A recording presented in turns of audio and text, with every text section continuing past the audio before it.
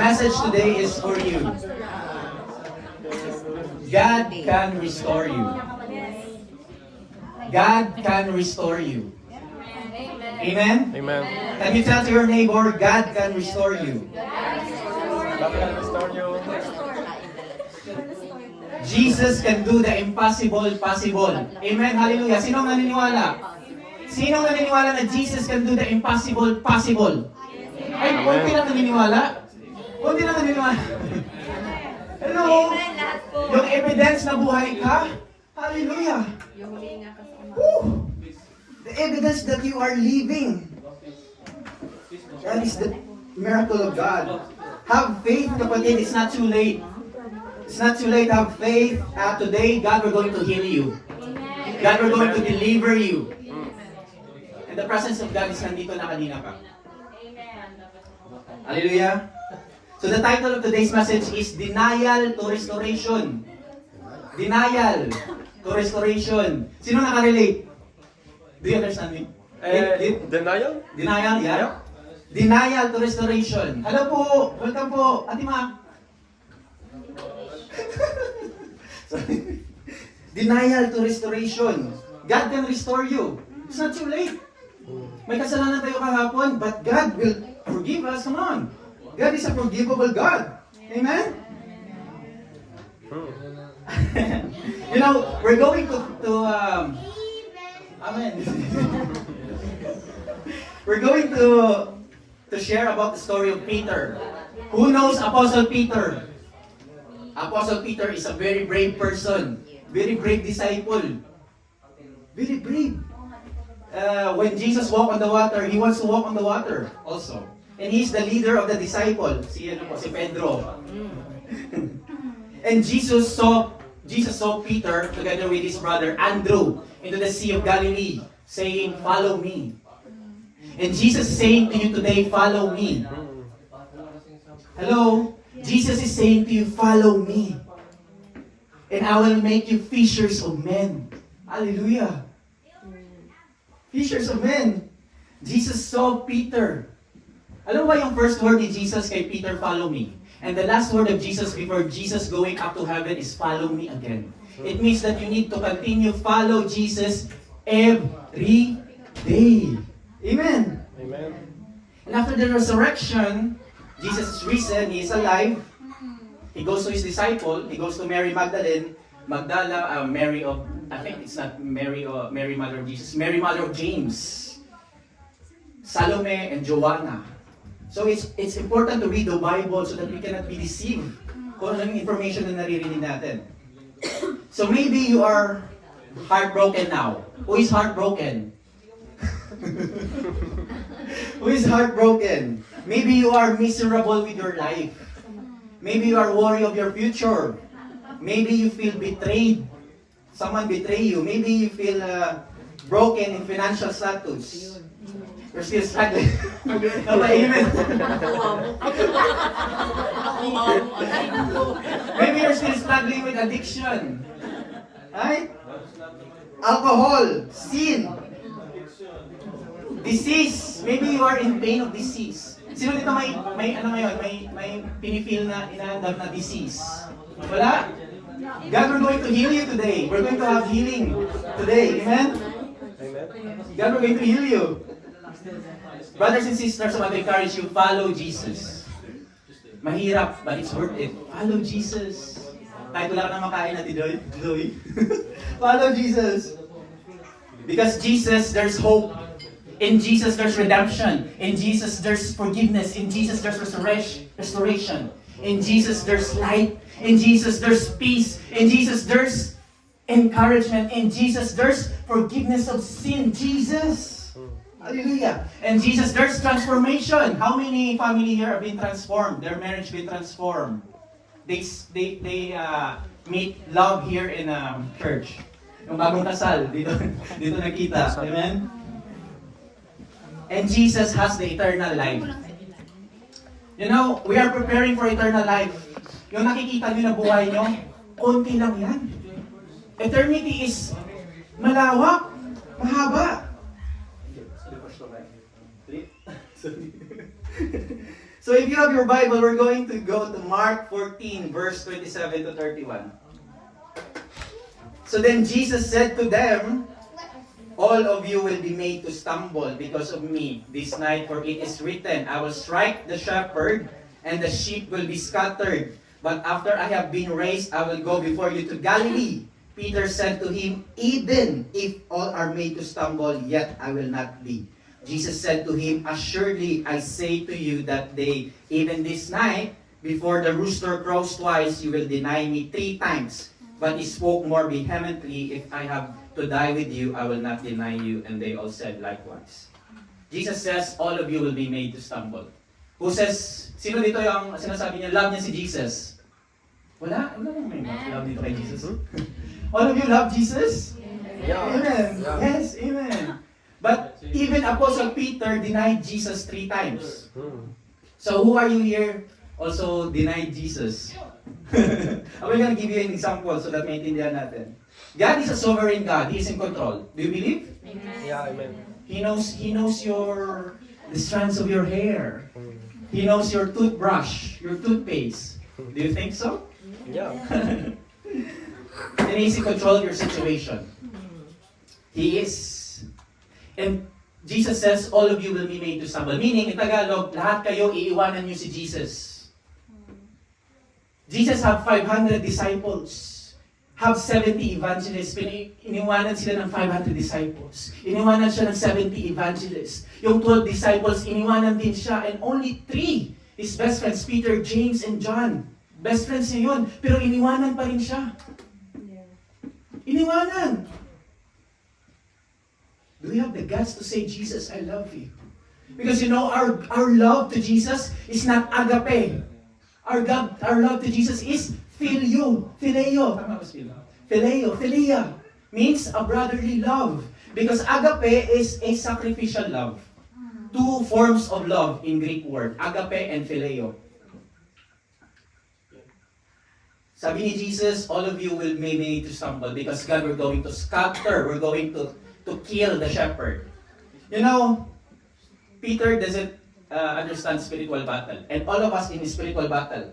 That's why every in the morning you feel dizzy, you feel pagod.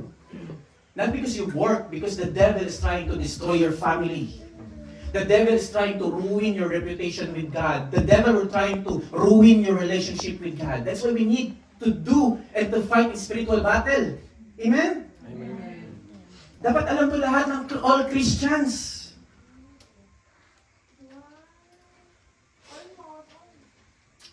Jesus says to Peter, you will going to deny me 3 times. And maybe some of you here failed God. Jesus know. Jesus knew. Jesus knew, Peter, that you will deny Jesus 3 times. Maybe some of you deny Jesus 1,000 times.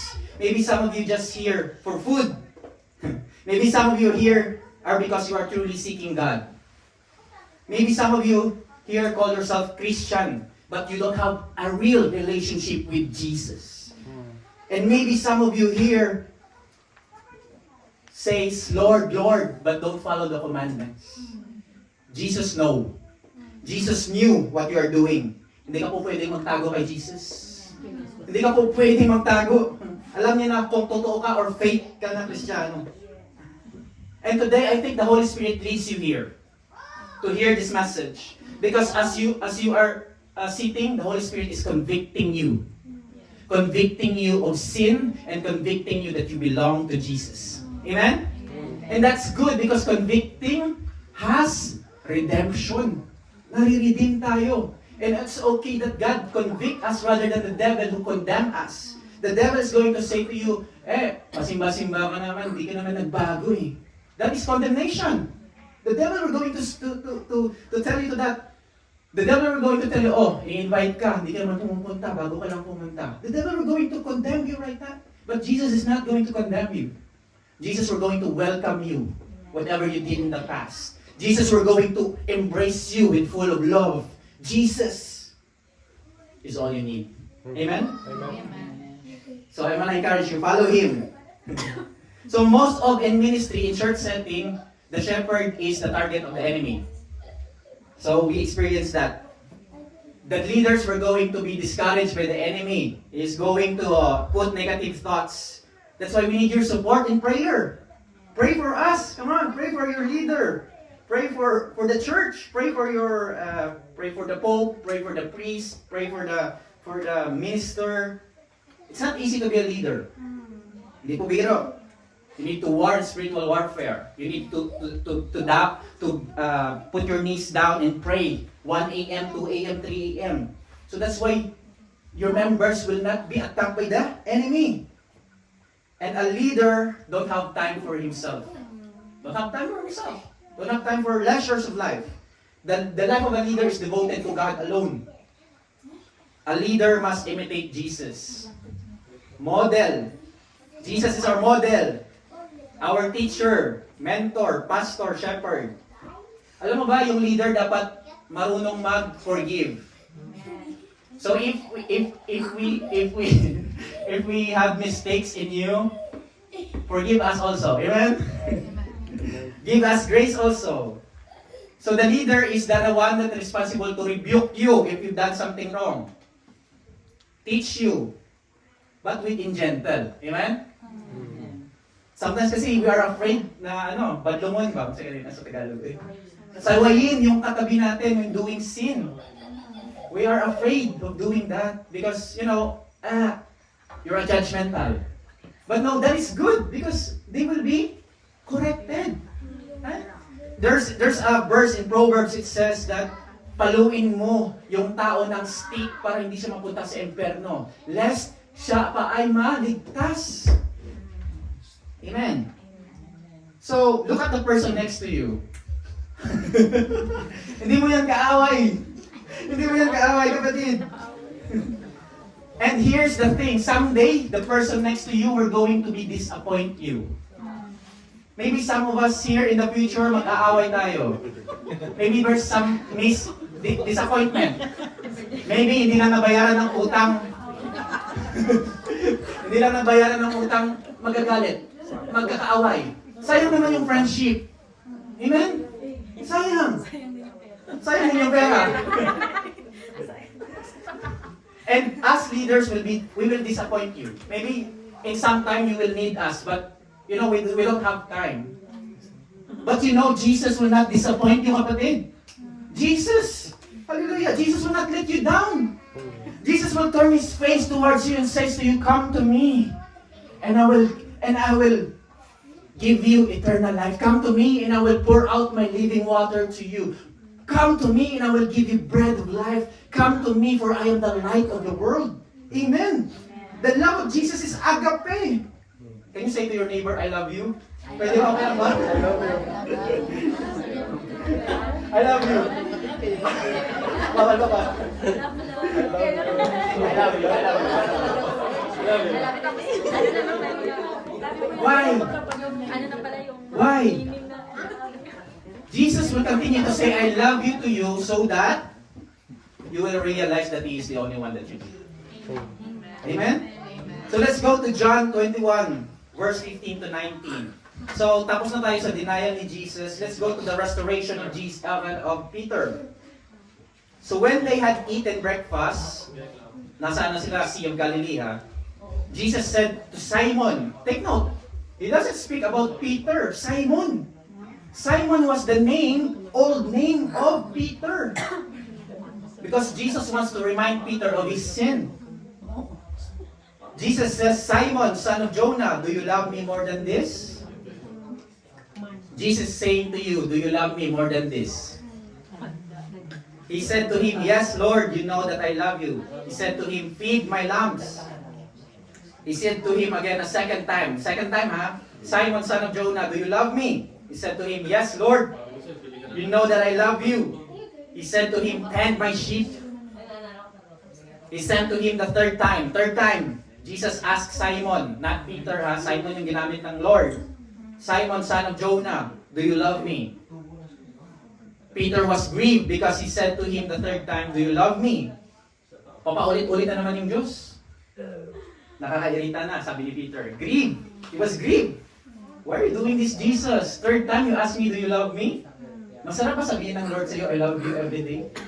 Hindi ka ba mag-grieve doon? Sarap kaya. Bakit naman ganito si Peter? Jesus said to him, feed my sheep. Most surely I say to you, when you were younger, you girded yourself and walked where you wish, but when you are old, you will stretch out your hands and another will gird you and carry you where you do not wish. This is spoke of nung pagkamatay ni Peter, signifying the death that he would glorify God. And when he had spoken this, he said to him, follow me. So the last word of Jesus to Peter is, follow me. So what is the restoration of Peter? After the resurrection, Jesus was there in the Sea of Galilee. Kasama niya yung mga disipulo. They are eating fish. And Jesus asked Peter, do you love me? And Jesus is saying to you today, do you love Jesus? Yes. Do you love Jesus? Yes. Do you love Jesus? You know, in Proverbs it says there's power in your words. The Bible says that made yes, yes, and no, no. If you really love Jesus, follow Him. If you really, genuinely follow Jesus. But if not, and you're saying yes, but your heart is not ready, God will take time on you. Amen? Amen. Each time Peter affirmed, yes, Lord, I love you. Longgo ba? Lord, I love you, I love you, I love you, I love you, Lord. And Jesus says, feed my lambs, feed my sheep, tend my sheep. Alam mo ba, Peter is the leader of the disciple. Because God wants to disciple Peter so that he can act on God's people. Kung paano niya palalakihin, paano niya i-shepherd, paano niya bantayan yung mga tao ng Diyos. So Peter demonstrates his love, but phileo love, Greek word phileo. So here in our church, the church leader has the responsibility to take good care of you. Amen? Totoo hindi? Amen. And the members of the church, hindi lang po dapat yung leader na preach. Not only in preaching and sharing the Word of God, not only in Bible study and praying. But we want the leader should watch you, guide you, and lead you to pray daily. Sino dito nagpe-pray daily? Lord, thank you, Lord. Period. You know that Apostle Peter prayed 3 times a day, 3 a.m. in the morning? That is radical, the early church. But what happened to the church here? Okay lang, Lord, thank you. And as a leader, we will watch you how to do devotion. That if you forgive each other. Sino ba nagpa-forgive? Maganda po sa pamilya, I encourage you to forgive each other kahit maliit lang. Even if that is a small thing. Honey, sorry. Hindi ako nakapadala sa'yo. Sorry, honey, hindi ko na-transfer yung pera ko ngayon. Sorry. Sorry, wala ka lang. Sorry, wala na. It's good to forgive. Because Jesus says that if you don't forgive, your Father in heaven will not forgive you. Don't you know that unforgiveness is a tool for the demons to come in your life? That is a tool. So you need to forgive. You need to forgive your sister and your brother in the Philippines. Alam ko, no? You need to forgive. Kasi hindi tayo makapag-forgive because we have pride. Pride or zalo? Ano gusto nyo? Zalo? Zalo, kasi 1 drop lang, di ba? Mabukal. Pride. Pride. You know, Satan was casted out in the heaven because of pride.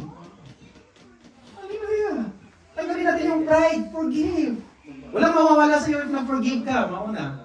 So if you met the person that naaway mo, hindi kayo bati and you meet him or her on the Starbucks, come on. Say hi naman. And forgive. Tagal na nun. Forgive. Let's forgive each other. Diba? Tagal na yun. Forgive. No way. Tagal na yun. Because if we are really sons of God, Jesus come to forgive the sins of the world. And who are we that we cannot forgive sins of others? Even yung Diyos nag-forgive. Feel ko 1 million na yung sins ko. But God forgive everything of my sin. Come on. Amen. So friends, if your leader rebuke you, Submit to your leader. Submit that you have been corrected and have a teachable heart. Maganda po yung teachable heart. Right? Hindi man tayo perfect, pero maganda pong turuan tayo. So sometimes hindi tayo maturuan, malaki sweldo ko sa kanya, hindi mo kong kayang turuan. Malaki yung, ano na ako dito sa Norway, 30 years na ako dito, citizen na ako, hindi mo kong pwedeng turuan. Tagal na ako sa Norway. Ha? Even Jesus, 30 years old, teaches the Pharisee. Come on! Religious leader, Jesus. Tinitch niya yung Pharisee. Tayo ba kaya? Amen. Amen. So this is a dramatic moment of Jesus and Peter on the Sea of Galilee. But this is an act of restoration of Peter of Jesus in the life of Peter. And God, we're going to restore you today. Hello? Hindi ka lang po napunta dito para ka kumain. Napunta ka dito because God lead you here. Amen. And God, we're going to bless you with the eternal life. And God, we're going to heal you and deliver you from all the oppression of the enemy. That's why we have depression, anxiety, because that is the cause of the demons in your life. But if you have Jesus, Jesus is the light, there's no darkness in your life. Amen? So ano pa ginawa ng Lord kay Peter? Jesus did not condemn Peter. And Jesus is not condemning you today. Jesus is entrusting you today. He wants to take care of your family, your finances, your business. He wants to take care of everything. Alam mo ba anong meaning ng Lord? Sabi natin, Lord, Jesus, you are my Lord and Savior. Savior, Savior, nagsisave. Lord, alam mo ba anong meaning ng Lord? Lord is, He is the Lord of your life. Meaning, every decision that you made, consult ka muna kay Jesus. Every color that you're going to, every pag-spend mo ng pera, consult ka kay Jesus because you made Jesus as your Lord. Ibig sabihin, si Jesus na yung nagmamay-ari ng buhay mo. Amen. You don't own yourself anymore. You don't, the old you. You're not the old Daniel. You're not the old CJ. You're the new Daniel. You're the new CJ. Ang sarap po magbago. By the word of God. Amen? Amen. Ano pa nangyari kay Peter? When the Holy Spirit came in the upper room, Acts 2, Peter was changed. In Acts 2:36, Peter preached. Si Peter wala po siyang, theology. Peter don't have theology in life. He just a disciple of Jesus for 3 years and a half. But he says to the Jewish people, God has made this Jesus whom you crucified, both Lord and Christ. After nun, alam mo ilan yung naligtas? Alam mo kung ilan? 3,000 people. 1 hour pa lang siya nag-preach. Less than 1 hour. God, we're going to use you. That's why Filipino here in Norway are scattered. Filipino here in Norway have envy, have bitterness, have pride. We don't have unity. Nakita niyo ba? Filipino ngayon? Hello, tayo lang po as Pinoy. Dapat we will help each other. We will help each other. We will help each other. On that sermon, 3,000 saved. And after that, the years followed. Nag-continue si Peter with his faith and courage. In Acts 3, alam mo bang nangyari? Peter and John came to the gate of Beautiful, into the upper room, and there is a lame man. Ano po, hindi ko makalakad. And Peter healed the lame man. So God will going to use you to heal. Hindi kayo nanimala, no? God can use a donkey. He can use you. Amen. You are. Amen? Amen. God used the donkey in Nineveh. God can use any people. Baka sabihin nyo, basag bulero ako dati, Lord. Lord, I am a drunkard person. But God can use you if you're willing. Amen? Amen. Lord, I'm addicted with lust, with pornography, Lord. If you repent of your sin, God, we're going to use you. Amen? Amen. He declared we must obey God rather than human beings. But what happened today in our generation? You don't follow me as a leader. You don't follow Ate Adel as a leader. Alam mo kung sino pinafollow mo? Jesus. Don't settle and look your eyes on people. Look your eyes on Jesus. Peter was transformed. Amen? And alam mo, ilang years na ako Kristiyano? 2 years and a half. 28 years akong 28 years I was wonder with my religion. But last year, 2022, I encountered God. God spoke to me. He says, I forgive you. I didn't abandon you. And I saw God in my vision. I saw the inflammable God, holy God. I was in tears crying. And that changed my life. After noon, I was preaching the word of God on buses, on the street of Stavanger. Because what I want? Eternity. Maybe some of you earned money, finances, gold. It's okay. But there's nothing irreplaceable with the Word of God. There's nothing irreplaceable when you are earning reward in heaven. Amen? Amen. So continue to follow Jesus. and alam niyo ba, paano nag-glorify ni Peter si Jesus? Do you know how Peter glorified Jesus? When persecution came in the book of Acts, Peter was crucified upside down in an X position. Peter was crucified. And all of us will be crucified also. All of us will be persecuted also of our faith. But if your faith is only comfort, okay, go to church, sit, hear the word of God. After that, go home. There's nothing, transformation. That is a false gospel in your life. Because look at the Christians in the early church, they've been persecuted. Baka sabihin mo, Arden, today wala namang persecution. There is persecution. There is persecution. So I'm gonna continue to, if you follow Jesus, it doesn't mean that your life will be, oh, I have all the blessings of my life. No. Jesus says you will face tribulation, you will face problem, but Jesus says, I will be with you to the ends of the world. Amen? So what is the moral lesson today? When you fail, I have a reflection question. Reflection question. When you fail, do you believe God still has a purpose for you? Yes. Amen? Number 2, how does Peter restoration encourage you? Paano ka na-encourage ni Peter sa kanyang restoration ngayon? You know, the failure or denial of Peter does not define him. And if you sin against God, if you fail God, that doesn't define you. Because the Savior is already here. Peter, continue to follow the Lord. I encourage you to continue to follow Jesus. Mahirap, but it's worth it. It's all about the grace of God. You know what is grace? Not April grace. Grace is something that you don't deserve. But God give it to you. Mercy, alam mo ka ng mercy? Mercy, you deserve hell. But Jesus took that to you. Grace, you don't deserve to go to heaven. But He gives you grace so that you can go to heaven. Amen? Amen. Do we serve a lovable God? Yes. Do we serve a God that loves us so much? Yes. Amen. So, I want to encourage you to continue standing up and run back to God. Continue to follow Him because He will provide a way back to Him. So, we have 4 ways, practical ways, na ginamit ni Peter para tayo is mag-continue. First is, identify your sin. Kung saan ka ngayon, nakaupo ka man, identify your sin. Ano yung kasalanan ko ngayon? What's holding you back? Fear ba? Addiction ba? Anxiety ba? Difficult situation ba? Unforgiveness ba? Confess it to God. Confess it to God. Second, pray non-stop. Paano ba tayo mag-pray? Dapat non-stop. Marami pa tayong oras sa Facebook kaysa sa prayer. Amen? Marami pa tayong oras sa Instagram kaysa sa prayer. So, prayer non-stop, it says that ang example of the early Christians, they pray 3 times a day. Persistent. And believe that God hears you. Pray even if you don't see result.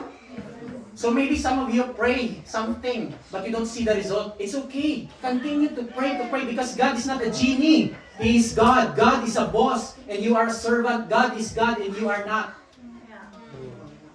Number 3, act your faith. Mag-action ka naman. When God calls you to act, don't hesitate, obey. When God tells you to feed the lambs, feed the homeless. When God tells you to pray, when God tells you to love your neighbor, do it, even if you don't fully understand. When God calls you to go home, go to this country, continue to obey even if you don't understand. Number 4, share your testimony. I want to encourage you to share your testimony. So Kat was sharing her testimony. Last Sunday we have, praise God, the glory of God came. Yung kapangyarihan ng Diyos dumating. And we are all delivered from the attacks of the enemy. You know, what is the greatest enemy that you have? Not people, not government. Satan. Satan is our enemy. And you know, we have victory over Satan, Mami. We have victory over Satan. You know that we have already victory over Satan? Yes. Or maybe you don't know. The cross, it says that Greek word is tetelestai, finish. We have victory. So, God will not going to make you a puppet. Okay, I have victory. Okay, gawin mo na ito. No. You need to use that victory. You need to declare. You need to profess. You need to obey. I've been healed. By the stripes of God, I've been healed. I am the righteousness of God in Christ Jesus. I want to invite the worship team today. I want to invite the worship team. And we're going to pray today. Amen? Amen. Hallelujah. Hallelujah. Praise God. We're finished with our sharing. But today we're going to pray. Okay lang ba mag-pray tayo? Yes. Amen? Amen. Hallelujah.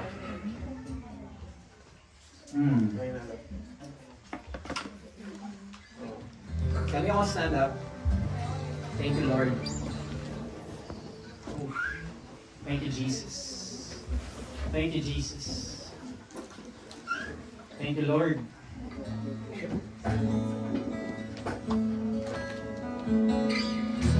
Hallelujah.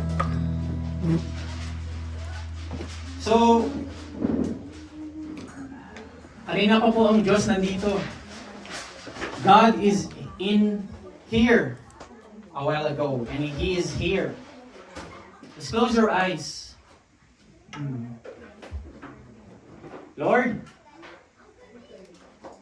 hallelujah. Just close your eyes and believe that Jesus is here. Alam mo ba, lahat is all by faith. Everything is all by faith. The currency of heaven is faith. The access to God is faith in Christ Jesus. Just close your eyes and feel this moment. Hallelujah. Mama, do you talk in the yes or no? The anointing of God is in this place. The power of God is in this place. Back there, mga boys, napipil nyo. So can I play the Bluetooth? The power of God is in this place. Christianity is not a powerless Christian. We have power in Christ Jesus. So if may sakit ka man ngayon, if you have pain, diabetes, high blood,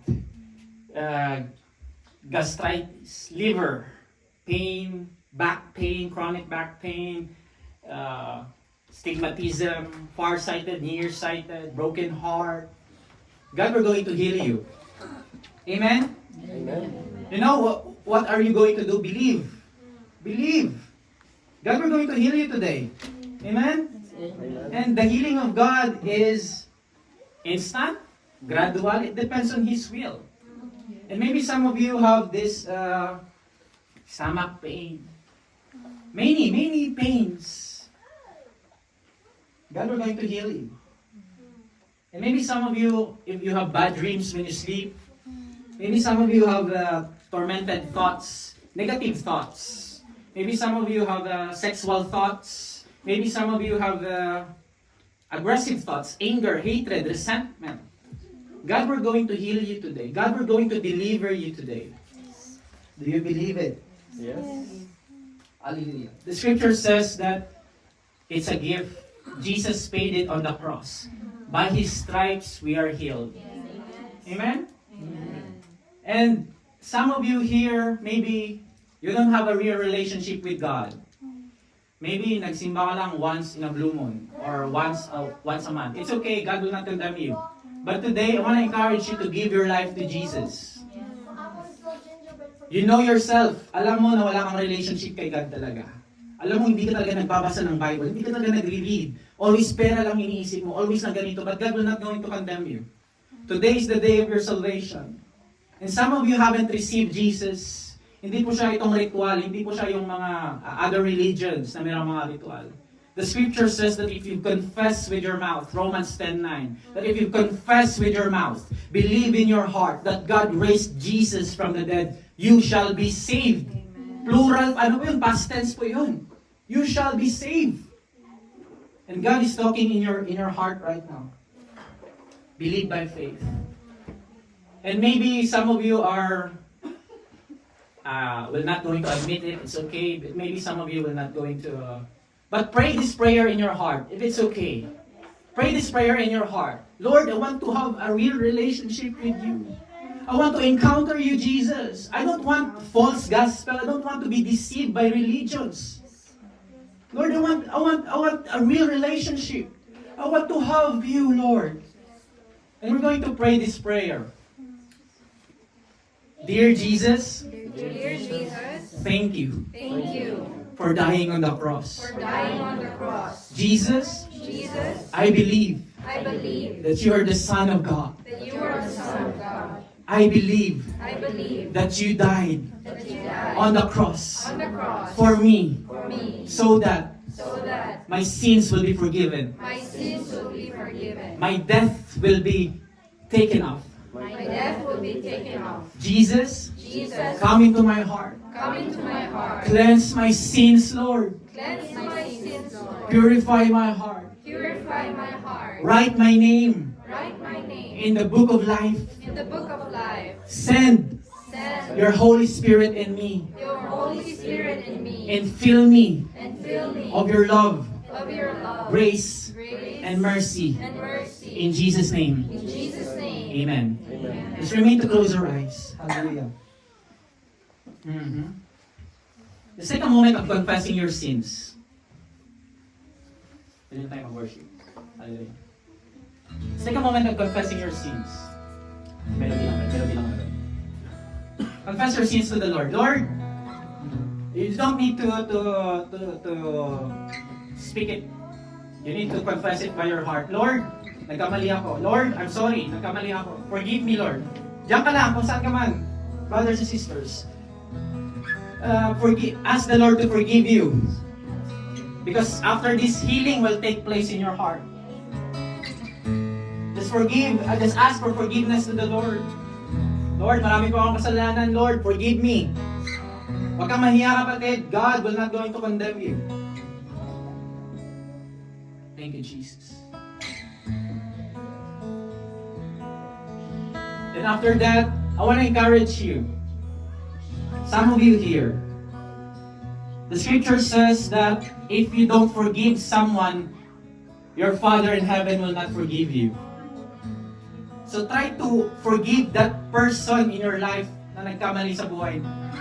Forgive that one person that caused pain in your life. Forgive that one person na nagkahutang sa'yo, nagalit ka, nagkaroon ng kasalanan. Forgive. Forgive. Release your life Yes. from that unforgiveness. Forgive. And God in heaven will forgive you. Just forgive. Just take a moment of forgive that someone.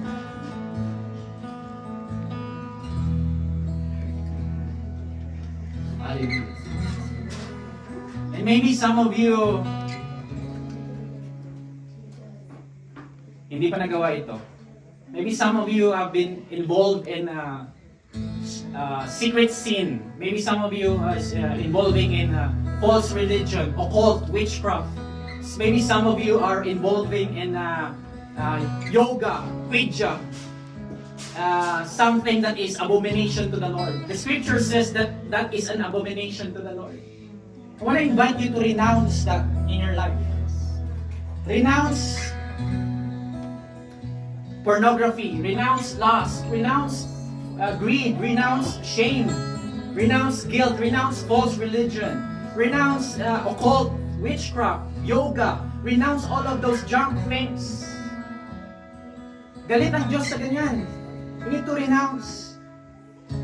You need to renounce bad dreams, sexual dreams, envy, bitterness, hatred, rage, anger. You need to renounce. Just take a moment of renouncing. Lord, I renounce. Lord, I renounce false religion. Lord, I renounce worshiping idols. Lord, I renounce witchcraft. Lord, I renounce stagnancy. Lord, I renounce greed, unforgiveness. That's in your heart right now. I'm going to pray. In the name of Jesus, I call fire in heaven.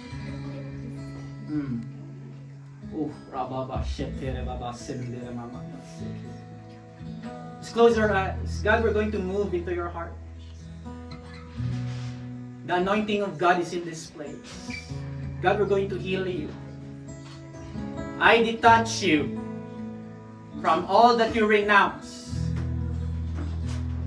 Every demonic attack, every lying spirit, every false religion must go now in Jesus' name. Every sexual dreams, lust, pornography must go now in Jesus' name. Every greed must go now in Jesus' name. Every bitterness, envy must go now in Jesus' name. And I detach you from all of you renounce. I bind every demonic attack that torments the mind, anxiety, depression. I bind them under the authority of Jesus. And I loose them in the name of Jesus right now. Just hold your heart. Jesus is delivering you. I rebuke skin cancer. I rebuke lung cancer. I rebuke liver disease. I rebuke kidney disease. I rebuke chronic pain. I rebuke chronic back pain. I rebuke farsighted, nearsighted. In the name of Jesus, you must go now.